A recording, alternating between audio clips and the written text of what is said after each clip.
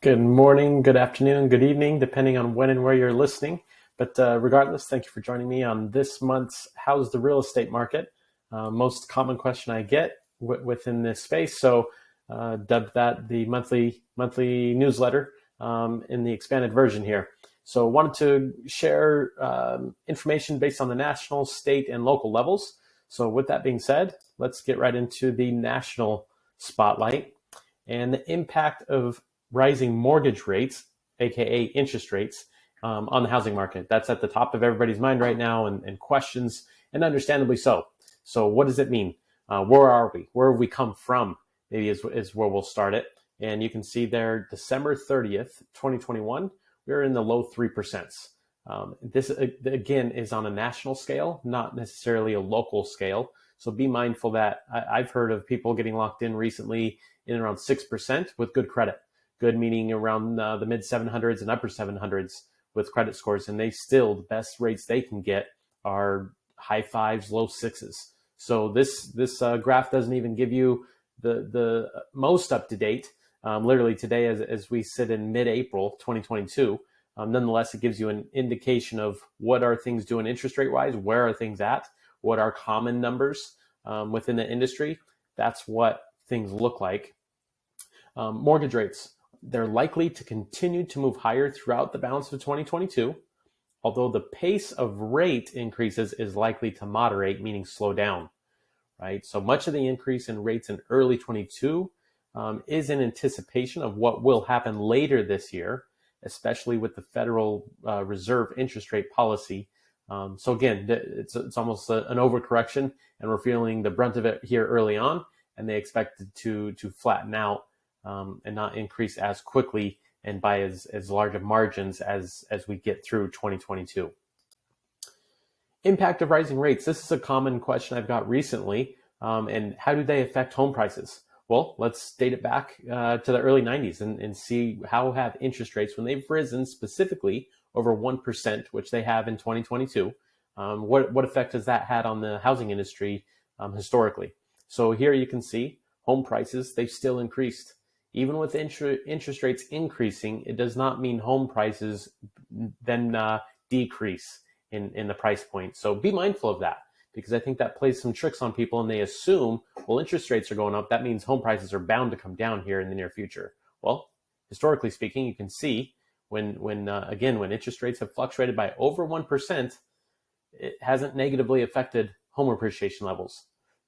Again, this usually is a play the Fed makes to try to slow down those that are looking for homes, but it doesn't mean it's going to depreciate the value of homes. Why? Because supply is so low, but we'll get into that. Let's look at this one though. What effect do interest rates have on home sales, right? So not home sale price, but home sales. How many homes are being sold? It does have a negative effect. Again, and we haven't seen that yet because we're in the spring market of 2022. Traditionally, buyers come out of the woodwork in spring and summer. Why? Because they're looking to relocate, make moves for the family once the school year winds down. So May and June and even April, the month we're currently in, we expect things to continue to move. Nonetheless, overall in that time frame, we do expect home sales to decrease. Why? Because more buyers are getting taken out, because you're at a different monthly payment. If before you were pre-qualified for a $750,000 home at 3% or even 4%, now that monthly payment gets more expensive at 5% and potentially 6%. So it takes buyers out of the market. So that's the reason why home sales do decrease when interest rates increase. So again, home prices don't decrease, but the amount of homes sold usually decreases, because again, people get priced out and can't afford a higher monthly payment with a higher interest rate. Wanted to take a look at this specific one in the early 90s. We had an increase of almost 2.4% of interest within that time frame, right? That's just over one calendar year that we experienced that. And the final interest rate was at 9.2% interest in the early 90s. Again, home prices, they still appreciated, but home sales took a big knock, right? I think that was an interesting one, just because, again, where we were with interest rates and by how much we rose. So something, again, just to keep an eye on, but nothing to be worried about. Just wanted to pinpoint something that was objective and a fact of where we've been. We have experienced it before. It meaning even higher than 2% interest rate increase, but again, still saw home prices appreciate within that time frame. So while higher short-term interest rates will push up mortgage rates, I expect some of this impact to be mitigated eventually through lower inflation. Thus, I expect the 30-year fixed mortgage rate to continue to rise, although we aren't likely to see the big jumps that occurred over the past few weeks. And that coming from a director of forecasting at NAR. So again, things to be mindful of. What are the experts seeing? What are the experts saying? It should drive, our education in terms of our opinions based on they're looking at things every single day and every single week and evaluating that, right? And it's not to mislead, it's to create clarity. So just want to share that piece with you. History suggests that when rates rise, there is an initial bump in home prices as many move quickly to buy a home before rates increase further, right? But after that period, home prices slow down, and you saw that in the graph.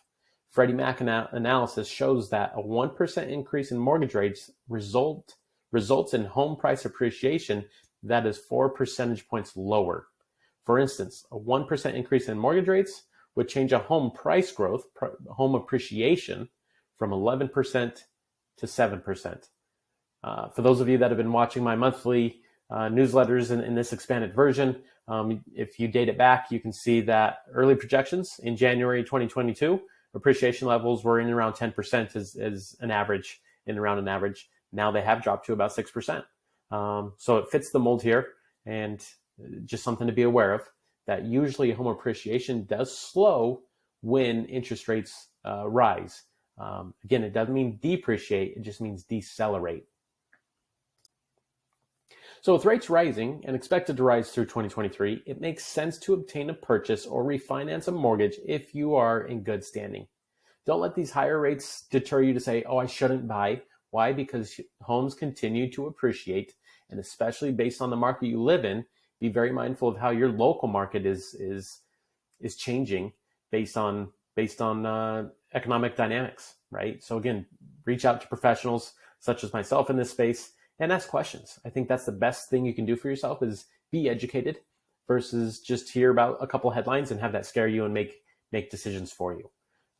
Why would someone refinance? Well, maybe you want to pull out equity in your home. Well, you say, well, Nick, but it's not low interest rates. Yes, but correct. But some people want to take advantage of refinancing to pull equity out for various reasons, whether it's to remodel the home, make it better, because you can always refinance when rates get lower. Just be mindful when you buy, when you refinance, even this day and age with interest rates being higher than what we have dealt with in here recently in the last couple of years specifically. It doesn't mean it's a terrible decision because maybe it just makes sense for you at this time. And again, when and if rates drop lower, you can push through another refi and get yourself at a lower monthly payment. So spring housing market update. Let's take a look at what is the spring showed us so far. Again, objectively speaking, we keep watching for it, but there is absolutely no signs of a market slowdown anywhere in the data. If anything, we're seeing the market continue to heat up. So you'll see this in some of the future graphs here. So buyer traffic index. So these dark blues, you're looking at a very strong, not just in California, but across the country. You can see a lot of buyer demand out there still, not deterred by recent interest rate increases. February 2022, this is seller traffic index, right? So it's weak in many parts throughout the United States, very weak in chunks of the United States. And it's stable, right? So you can take a look at that graph. So again, the buyer, we had high buyer demand, we have low seller traffic. What does that create? It creates appreciation within homes because you have more buyers than there are sellers, right? So this gives you a little snapshot of where we currently are. And things keep heating up. Here's what we're referencing here. February 2022 saw 20% appreciation year over year, right? So look at February 2021. We saw 10% appreciation from 20 to 21. Now we saw an additional 20% appreciation from February 21 prices to February 2022 prices. Again, these are objective facts. That's not my opinion. And that's just where we are at this time. So you're talking about homes are 30% higher nationally, not just in your local market necessarily, but nationally, on average, at 30% higher than they were 2 years ago. Again, do some basic math based on what the average home is in your area, and that's going to give you a real-time reflection of, well, am I paying too much? Well, this is clearly telling you things have appreciated significantly, and mind you, normal appreciation year to year nationally is 4.14%. Excuse me, 4.14% is the national average appreciation year to year. So 20%, and still have yet to see that peak in this graph, right? And we're dating it over a year now, and we haven't peaked out yet. We do expect that to decelerate, but hasn't come yet. Last fall, we observed that home prices, although continuing to rise quite sharply, had begun to decelerate. Even that modest deceleration was on pause in January. The 19.2% year-over-year change for January was the fourth largest reading in 35 years of history. Fair to say that February's reading of 20% year-to-year appreciation is going to be in that top four, right? So that's just where we are. So again, a common fear of prospective buyers is, am I going to pay too much? Define pay too much. Had you known what you know now 2 years ago, and if you didn't buy 2 years ago, would you have bought at whatever asking price was then, right? And at that point, you might have said, well, that's too much. Well, now you're probably telling yourself the same answer if you still haven't bought yet. Why I'm going to pay too much, right? Remember, you have appreciation. That's the benefit of home ownership. My suggestion, if you can get in and qualify, be a part of the game, so you're not always on the outside looking on the inside. More new listings than active listings. What does this mean? Let me break this down for you. A new listing is something that's just come on this month. Active listing is something that sits from at least 1 month's time and continues to be there on an inventory level. So more new listings than active listings. That means things that are coming on the market are getting out of the market quicker than homes that are just sitting, right? So things that are just sitting, why would they sit? Maybe they're priced too high. Maybe the seller said, you know what, I don't need to sell, but if I can pull X out of my home, then I'll sell, right? So maybe it's a price scenario that's deterring some people that are in terms of why something would sit so long in today's current hot market. Maybe it's just location, right? Maybe they're located next to a highway, a freeway, a busy street, makes it difficult to sell. Nonetheless, more new listings than active listings. So again, things are coming on and coming off, and that's very normal in today's day and age within the real estate space. So just be mindful of that as a prospective buyer, or for anyone you may know that's a prospective buyer. Single family housing units completed. We talk about the supply a lot. Well, where is it in relation to other years? So this dates us back to 1970. Here's a graph for you. Average annual units completed. And you can see there in 2020, we're just now getting back to what our average is, right? So have we underdeveloped, so to speak, since 2010? Yes. Why? Because we overdeveloped there in the mid-2000s. We had so much supply that we did have that housing bubble. We didn't have enough buyers for all that supply. Now we have almost too many buyers, which is driving the prices up, right? But nonetheless, this gives you an idea, not just where we've been the last few years, but dating us back to the 1970s to say, okay, what's normal? What's normal look like over the long term? And it gives you some idea as to where we've been and where we are. Home ownership, it's a hedge against inflation. Here's an interesting one, because inflation is at the top of a lot of people's vocabulary these days, understandably. Nonetheless, what does that mean for home prices? Well, as you can see, last year specifically, the inflation started and it finished out at 6.8% inflation. They say your many work environments compensate you for a 3% increase to deal with inflation year to year, because that's always kind of been an industry average over the long term. So nonetheless, homes appreciated for 3 times as much as inflation. And you can see in decades prior, home appreciation has outpaced the rate of inflation. So again, it's a hedge against inflation if you can get into a home. So something to be aware of. Just because we deal with inflation, it doesn't mean home prices are just going to drop out of the sky because cost of living is going up. So be mindful of what housing has done and can do for you. Home price forecasts. So I mentioned earlier, the numbers were higher than what you currently see in this graph. They were higher in January. Now that we're in April, we relook at things, right? It's not someone who doesn't know where things stand. It's someone who's adjusting for where things stand. So this gives you an idea as to where the experts are expecting things to go for 2022, and give you an idea as to what to expect. Here's something that the forecasters are predicting come 2027. So give you a little five-year window here. And again, this is a national average, not a state or local average. Nonetheless, average homeowner, they expect you to see somewhere around 100,000 for the next 5 years. So not a bad investment, right? Hypothetically, right? No guarantees, of course. Nonetheless, based on what we know, based on where we've been, based on where the trajectory that we're going, that's what the experts are indicating. So be mindful, again, they don't expect home prices to dramatically drop, right? Over a 5-year plan, it's about a $20,000 increase year to year for the next 5 years. So again, educate yourself. Be mindful of not only where we've been, but where we expect to be here in the next few years.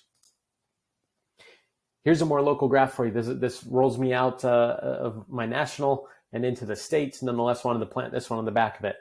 Appreciation. Those of you that have owned your home since 2001 in the LA area, you've seen in and around 286% appreciation. That's including a 40% depreciation in those mid 2000s. That's including that, right? So again, well, Nick, is it a good investment if I buy right now? Well, instead of just hearing my opinion, there's the facts for you. For any LA homeowner since 2001, there's their reality, right? So is it a good investment long term? I would venture to say yes, it is. You can hold your own opinion though, as you rightfully can. So looking in the state, we've reached a new record high for median cost of a home. Again, this is for the state of California, not in LA specifically. So average price of a home, $758,000. Again, that is a record high. Have not seen that number hit yet. We also hit another record. Average days on market for homes went down to 8 days. Things are coming and going. And we'll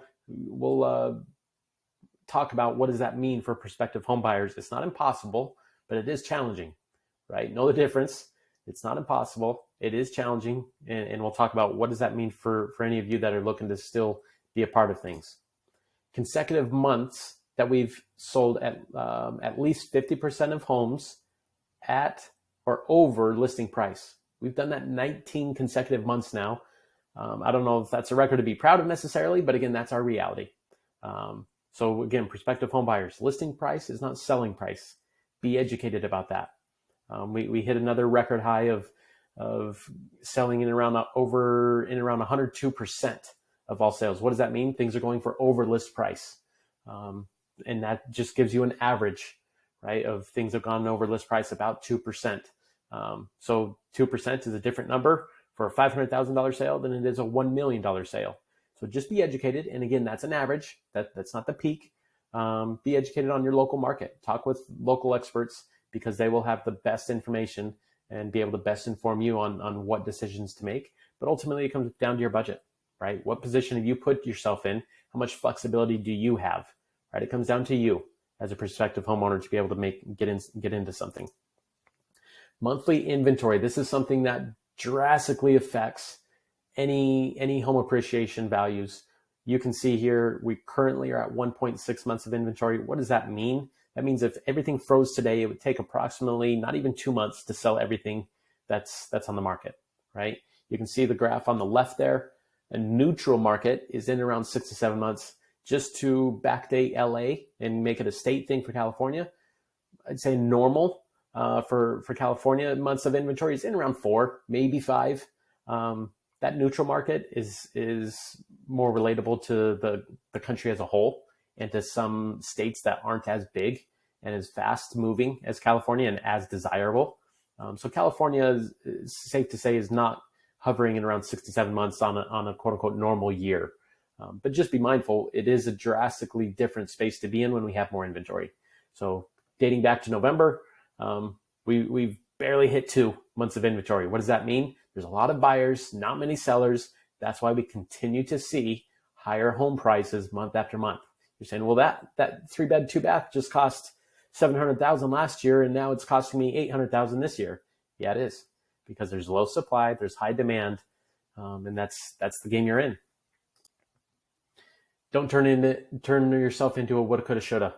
Here's what I mean by that. Let's use that $725,000 that's in and around the price of a average home right now in the LA metro area, based on 3.5% down, an interest rate that you could have got last September 2021 in around $2,900 monthly payment. If you're telling yourself, dang, I can afford that. Well, today, if you get in around 6%, that same price of home, mind you, you're not going to get as much, right, due to appreciation. Nonetheless, you're looking at $4,200 at that same price point for a home. So that's your reality. But again, if you can afford to get in a home, get in it. You can refi if rates drop again, right? Versus just feeling like, well, I can't do anything now, right? If you can still afford to be in it, it makes sense to be a part of that appreciation piece, right? This paints that picture in a little bit different light. What does that mean long-term? Well, I already painted the picture of what your payment difference is, but what is that dollar-wise? What's about $1,300 difference, right? Let's look at over a 30-year loan. You're paying almost $500,000 more at a higher interest. Again, things to know. It's not my job to tell you what to do, only to show you what happens if you choose not to do it. Just given facts, right? So again, if you want to discuss, Nick, how can we start a plan for me to allow me to get into a home? Let's talk. If you have questions about the market, let's talk. Use me as a resource. Bounce ideas off me, bounce questions off me. That's why I'm here. So prospective buyers, what do you need to know? You need to know, get pre-approved before you start looking. Too many buyers still today, for some reason, somehow, choose to go look at homes and open houses before they're pre-qualified, and it creates false hope. You say, gosh, I really love that house. If you're not pre-qualified, it's a dream, and that's where it starts and that's where it stays. So get pre-approved, because then it's going to give you peace of mind to put you in a price point that's not wasting your time. And now you're pre-approved. Now we can talk about what does that process consist of. So when you see that home, we can put an offer on it straight away, right? Know what your budget is. Such a key piece. Again, it goes back to being pre-approved, but more importantly, what happens if there's a mismatch in price? Are you willing to drive a little bit farther so that price comes down? Or is that time in the car too valuable for you to say, I'm not picking up a commute. Okay, then what are you willing to give up? Is it dropping from a 3-bed to a 2-bed to make that price point work? Do you have a family member or a friend that can come in and help with the down payment, or even a monthly payment for a short term? Different ways to think through it and to come up with a solution, but nonetheless, something has to give, right? Something has to give if there's a mismatch in price. Just know what you want to do. What is the best option for you? And understand the reason why home ownership is desirable.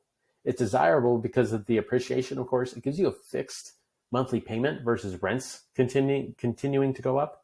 Once you lock in an interest rate, it's a fixed interest rate unless you talk with your lender, understand your other options, and if you choose to go another route when it comes to that, right? That there's a tax incentive when you own a home. You have your privacy, of course. And then because of COVID, owning a home is so much more about a lifestyle and your preferences within that lifestyle and a feeling of safety, right? Because people found out real quick, how much do I really like where I'm at if I have to be in it so much? So again, think through your preferences. What is it that you desire? And know that changes over time, right? Kids start graduating. Do you need a smaller house? Is grandma going to move in with you, so you need a back house, right? There's different options for different points in your life based on lifestyle and choices. So let's look at the local spotlight. I just kept the February numbers in here. Nonetheless, we didn't deviate that much from a price point month to month. But the March numbers hadn't been released yet when I'm releasing this. So gives you a little snapshot throughout the San Gabriel Valley, what you can pick up a home for, what's currently on the market in certain areas. Again, it has changed. Not to say it's frozen in time by any means. Nonetheless, still gives you a snapshot, but they just hadn't released their most updated information when I chose to put this video out for you guys. Homes sold through the San Gabriel Valley so far in April compared to the same time frame in March. So month to month, what have we looked at? What are we looking at in homes? Relatively speaking, virtual match. Usually you see April with higher numbers in March. Why? Because more people are deciding to move this time of year. May usually tends to be more than April. Why essentially the same numbers, relatively speaking? Probably interest rates, I think, are a big driver. Again, they've started pricing some people out of it. You'll see in these next couple of graphs.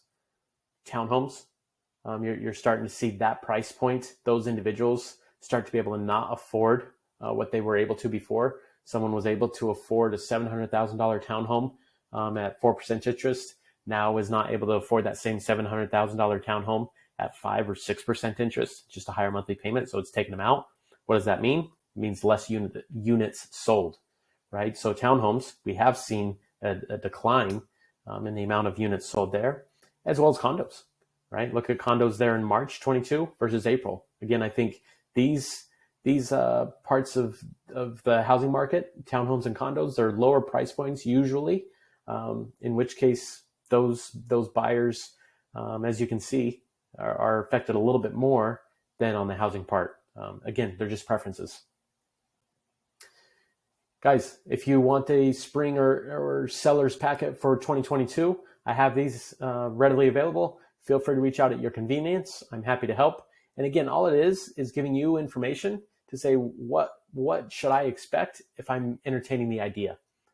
So it just best prepares you, gives you free information to allow you to make decisions and informed decisions. Maybe you sold a house before, but last time you sold was 14 years ago. Things change, right? I bought a house before, but it was 18 years ago, or is it even 8 years ago, or even just 4 or 5 years ago. Things change. So feel free to reach out. So there's my April newsletter for you guys in video format. Hopefully you enjoy. Feel free to reach out if you have any questions. Happy to help. Have a good one.